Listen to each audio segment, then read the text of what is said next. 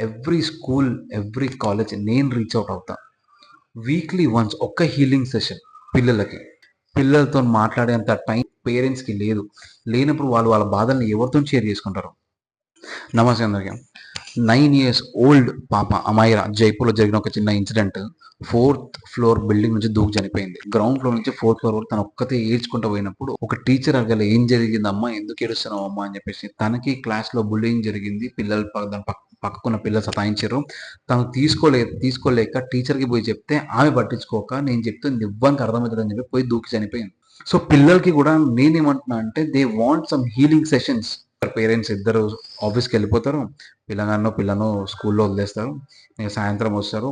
తీసుకొని పికప్ చేసుకొని నానియో లేకపోతే అలా నానమ్మనో, అమ్మనో పికప్ చేసుకొని ఇంటికి తీసుకొచ్చేస్తారు. రాత్రి పేరెంట్స్ వచ్చి తిని పడుకుంటారు. అయిపోయి మళ్ళీ పొద్దుగాల సేమ్ రొటీన్. టైం ఇవ్వండి.